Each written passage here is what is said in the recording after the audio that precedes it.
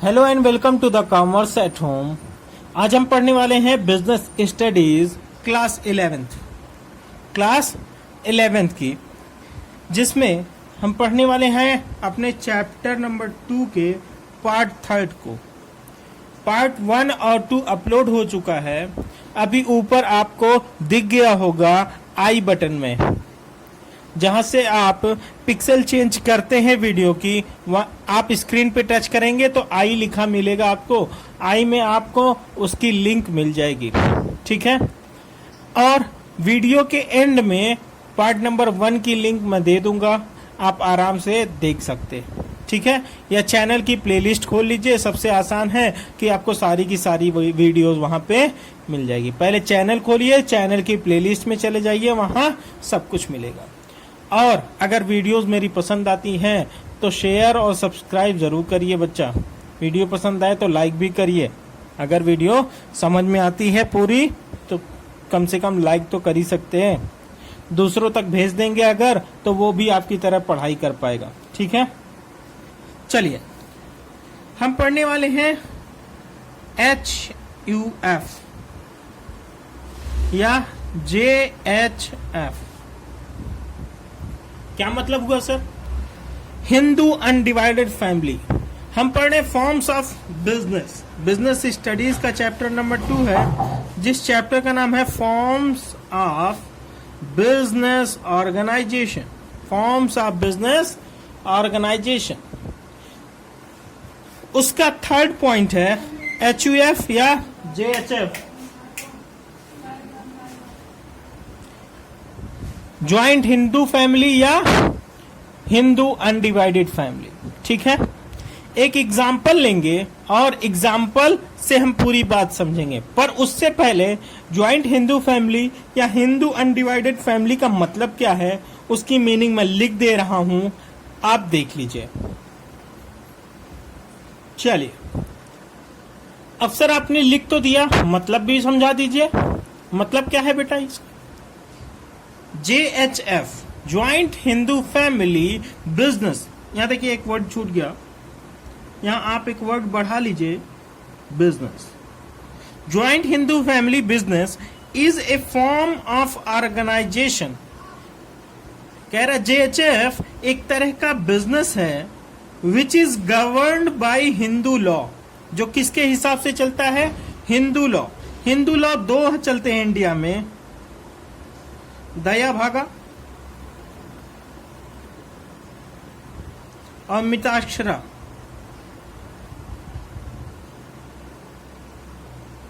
दो तरह के लॉ हिंदू लॉ हैं, जिसमें दया भागा और मिताक्षरा है। इसी के बेसिस पे HUF बताया गया है कि हिंदू अनडिवाइडेड फैमिली बिजनेस जो होता है वो कैसे चलेगा। यही लॉ हमको बताता है हिंदू लॉ, ठीक है। Wherein the business is owned, business पे किसका अधिकार होगा? Business is owned and carried bye, किसका अधिकार होगा और किसके द्वारा चलाया जाएगा? द मेंबर ऑफ HUF, जो उसके मेंबर होंगे। एक हिंदू अनडिवाइडेड फैमिली बिजनेस में जो मेंबर हैं वही उस पर अधिकार रखते हैं, वही उसको चलाएंगे, वही उसके अधिकार रखते हैं और वही उसको चलाएंगे, ठीक है। चलिए एक एग्जाम्पल लेंगे और उस एग्जाम्पल से पूरी बात समझेंगे। इतना आप लिख लीजिए। एग्जाम्पल लेते हैं। एग्जाम्पल क्या है सर? चलिए भैया, मान लेते हैं आप हैं, एक आदमी है A, ठीक है। अब आपके फादर होंगे,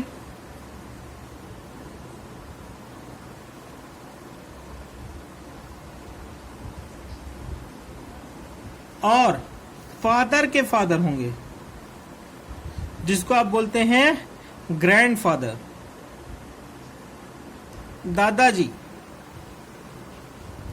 अच्छा, पिताजी के भाई हो सकते हैं, बड़ा भी हो सकता है और छोटा भी हो सकता है, जिसको हम अंकल बोलते हैं। मान लेते हैं छोटे भाई हैं, अंकल। और एक पापा के बड़े भाई हैं, जिसको हम अंकल तो बोलेंगे, बट बड़े फादर को बोलते हैं बड़े अब्बू या ताऊ जी। क्या बोलते हैं? ताऊ जी या बड़े अब्बू।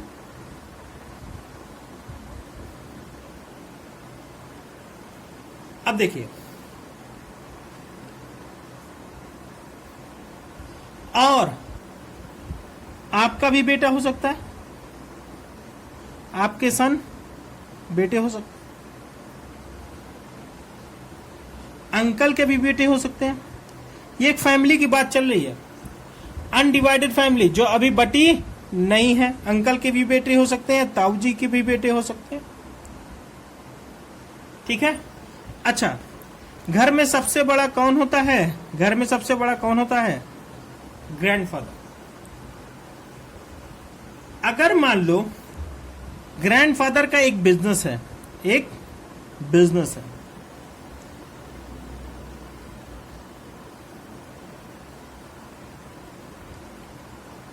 और उस बिजनेस में सारी अथॉरिटी किसकी है? ग्रैंडफादर की। क्योंकि सारे डिसीजन कौन लेता है घर में? सबसे बड़ा जो होता है वही सारे फैसले लेता है। तो दादाजी ले रहे हैं। अगर इस बिजनेस की देखभाल दादाजी कर रहे हैं तो घर का सबसे बड़ा member Hindu undivided family business में कहा जाता है कर्ता। क्या बोलते हैं उसको? कर्ता। अच्छा, बाकी सब दादा के बाद फादर हैं, बड़े पापा हैं और चाचू हैं। तो सर बताइए, मान लीजिए ये बिजनेस है हिंदू अनडिवाइडेड फैमिली का, इसमें जो प्रॉफिट आता है सर वो कैसे बंटता है? सबको इक्वल मिलता है। जितने भी पार्टनर होंगे, जितने भी मेंबर होंगे, सबको प्रॉफिट इक्वल मिलेगा और लॉस भी बराबर शेयर करेंगे। लेकिन कर्ता की लायबिलिटी अनलिमिटेड होती है। अच्छा सर, सबसे जो घर में बड़ा था उसको बोल दिया आप कर्ता, बाकी सबको क्या बोले? मेंबर बोले सर। बाकी सबको बोला जाता है को-पार्षनर। को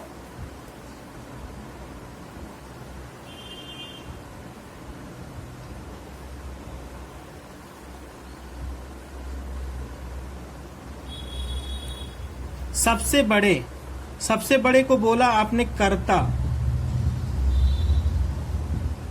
दूसरा, बाकी जितने भी मेंबर बचे बिजनेस में, सबको बोला जाएगा को-पार्षनर। क्या बोला जाएगा? को-पार्षनर। अच्छा सर, क्या दादा के भाई नहीं हो सकते क्या? छोटे दादा, बड़े दादा, क्या वो इस बिजनेस के हिस्सेदार नहीं होंगे? हमेशा 3 जनरेशन तक देखी जाती है बेटा। हिंदू अनडिवाइडेड फैमिली में जो बिजनेस होता है उसमें कितनी जनरेशन देखी जाती है? 3। देखिए, ग्रैंडफादर थे, उनकी 3 जनरेशन, फादर, उनका बेटा मतलब ग्रैंडसन, और उनका भी बेटा, तो 1, 2 और 3। ठीक है, तो 3 जनरेशन देखी जाती है। अच्छा सर, दादा बहुत बुजुर्ग थे, बहुत ही ज्यादा बूढ़े हो चुके थे और अचानक से उनकी डेथ हो गई। अच्छा सर, अब बताइए, कर्ता तो हमको बन जाना चाहिए? नहीं बेटा, कर्ता फिर वो बनेगा जो घर में सबसे बड़ा होगा, जो घर में सबसे बड़ा होगा। बताइए, दादा के बाद सबसे बड़े कौन? ताऊ जी। तो कर्ता कौन बन जाएगा बाद में? ताऊ जी। अच्छा, ताऊ जी पहले लिमिटेड लायबिलिटी थी, को-पार्षनर की लायबिलिटी कितनी थी? लिमिटेड। और कर्ता की लायबिलिटी क्या थी? अनलिमिटेड।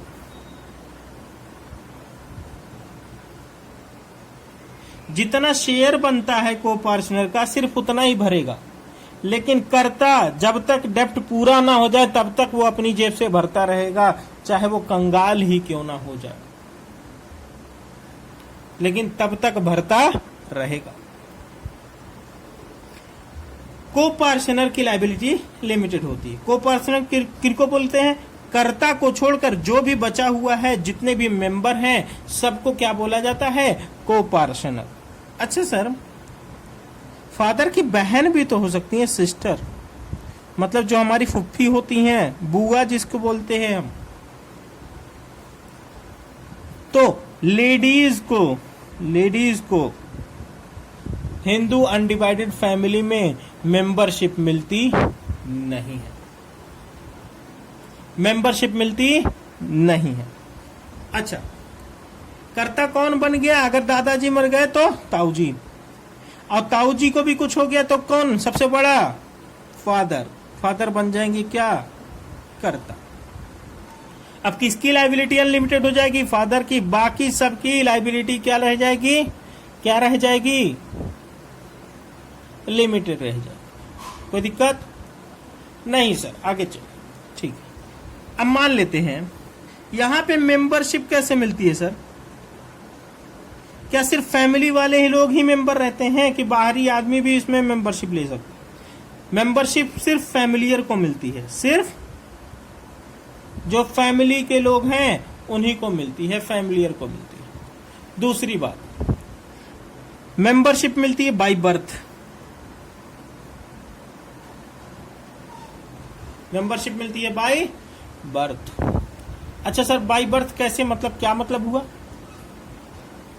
जैसे ही मान लीजिए आपकी शादी हो गई, आपकी मैरिज हो गई, स्पाउस बोलते हैं,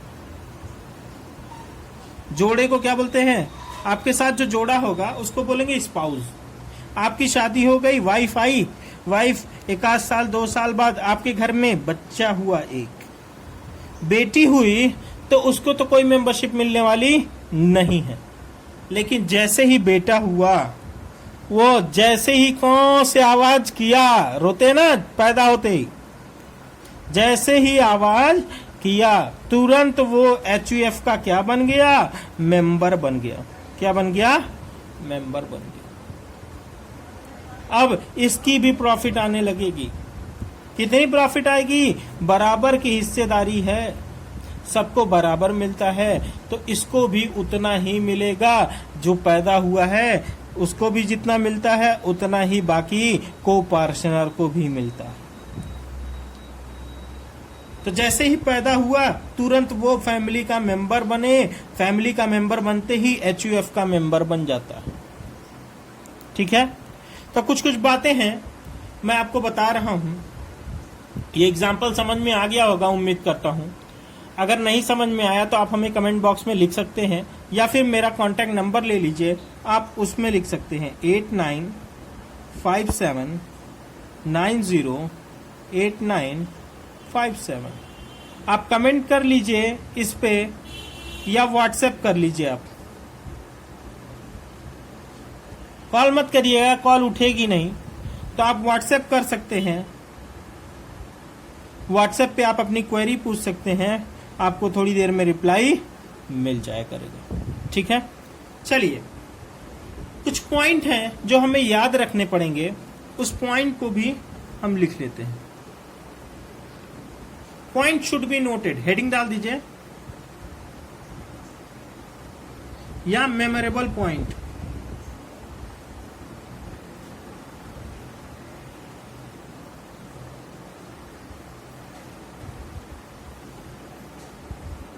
जिसको हम फीचर्स बोल दें, फीचर्स ऑफ HUF या JHF, ज्वाइंट हिंदू फैमिली या Hindu undivided family. Point number 1, इसका फॉर्मेशन कैसे होता है सर? जब एक HUF बनाई जाती है तो कैसे बनती है? ये बनाई जाती है कि भैया कम से कम फैमिली के 2 मेंबर हों, फैमिली में 2 मेंबर हों, और उनकी तरफ से कोई प्रॉपर्टी या बिजनेस स्टार्ट किया गया हो। जैसे कि मान लेते हैं घर था, बहुत बड़ा सा ढेर सारे रूम थे और हम उसको रेंट पे देके रखते हैं, सबको हम रेंट पे देके रखते हैं, तो वहां से जब रेंट आता है तो कर्ता की सारी लायबिलिटी होती है, सारी चीजों का ध्यान रखता है, जितनी भी इनकम होती है वो सब में बराबर बराबर बांट दी। तो एक प्रॉपर्टी रखी जाती है और कम से कम 2 मेंबर होने चाहिए। अब मेंबर्स कैसे बनते हैं और कितने होते हैं अभी मैंने एग्जांपल में बता दिया। अच्छा सर, दूसरी बात कि भैया ये किस एक्ट के थ्रू चलता है? Hindu succession act, Hindu succession act 1956, Mitakshara या दया भागा, ठीक है। अच्छा, कोई agreement, no need of agreement, कोई एग्रीमेंट की जरूरत नहीं होती, जैसे ही पैदा होता है तुरंत आदमी मेंबर बन जाता है, वहां पे कोई एग्रीमेंट करने की जरूरत नहीं होती। दूसरी बात, लायबिलिटी। सर लायबिलिटी का क्या मामला है? अभी मैंने बताया कि लायबिलिटी सबकी लिमिटेड होती है, को पार्शनर की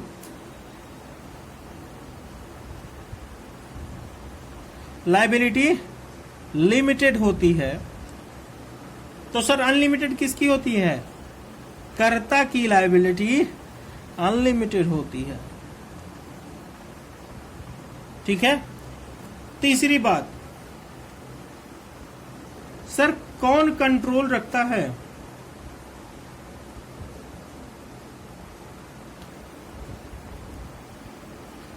कंट्रोल कौन करता है? कंट्रोल सारा करता है कर्ता। सारी जिम्मेदारी काम करने की किसकी है? कर्ता की। अगर कर्ता ने कुछ कहा अपने को पार्शनर से तो दादाजी की बात कौन टालेगा? कोई टाल सकता है? नहीं। तो को पार्शनर को वो बात सारी माननी पड़ेगी। तो कंट्रोल किसके द्वारा किया जाता है? कर्ता के द्वारा, ठीक है। सर चौथी बात भी बता दीजिए, कॉन्टिन्यूटी।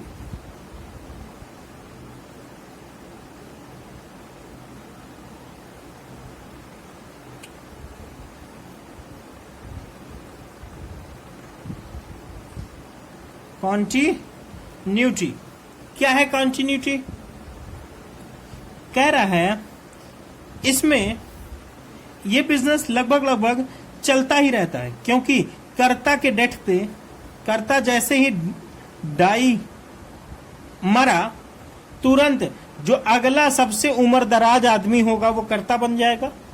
जैसे कि ताऊ जी कर्ता बन जाते है ना, ताऊ जी मरते तो फिर कौन कर्ता बन जाता? फादर कर्ता बन जाता, ठीक है।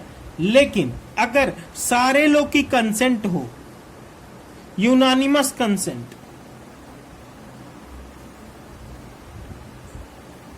कैसी कंसेंट? यूनानिमस, UNANIMOS,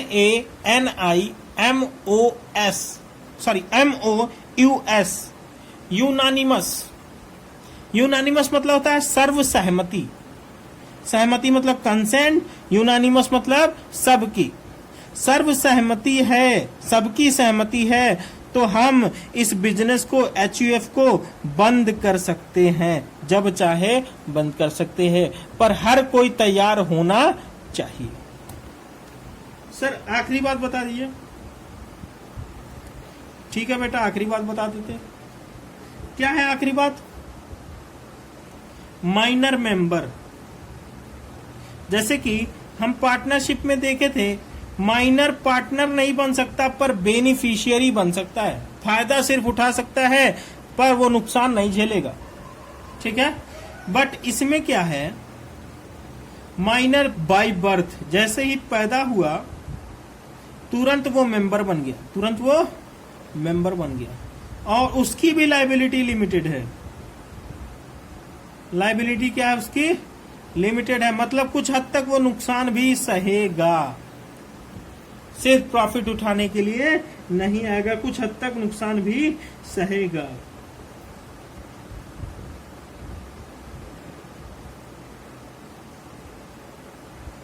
अच्छा, ये बात बता दें, एक बात और, कि ये लगभग सिर्फ इंडिया में है। This type of business only available in India. ये सिर्फ इंडिया में है और कहीं नहीं है। ठीक है, तो मेरे हिसाब से आपको बात पूरी समझ में आ गई होगी। ये हमारा तीसरा पार्ट था, किसका? HUF का, जिसमें हमने पूरी बात पढ़ी। तो मिलते हैं नेक्स्ट वीडियो में। अगर आपको वीडियो पसंद आती है तो आप लोग इसको शेयर जरूर करिए, ताकि आपकी तरह आपका दोस्त भी पढ़ाई कर सके, आपके जानने वाले लोग भी पढ़ाई कर सके। अगर मेरी वीडियो पसंद आती है तो इसको लाइक, शेयर और सब्सक्राइब जरूर करिए। गुड लक, फिर मिलते हैं। अब आपका होमवर्क है कि आप आराम से एक बार ज्वाइंट हिंदू फैमिली की थ्योरी जो दी हुई है, आप उसको कंप्लीटली पूरा पढ़ लीजिए। ठीक है, गुड लक।